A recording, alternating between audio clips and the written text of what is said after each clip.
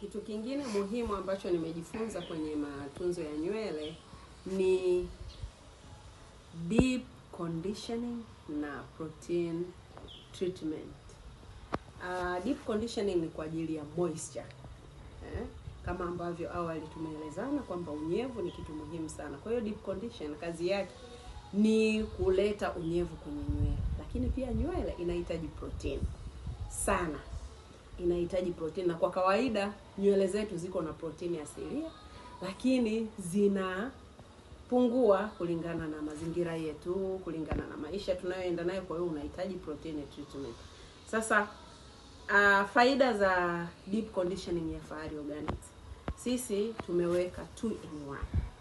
Tumeweka protein ya mbegu ambazo ni fenugreek, flaxseed na mbegu nyingine na viambato vingine ambavyo ni muhimu sana kwa ajili ya protein ya nywele yako. Lakini pia tumeweka moisture kutoka kwenye bata za aina mbalimbali, bata muhimu. Kwa hiyo deep conditioning unaweza kuwa unafanya kwa wiki mara moja tu.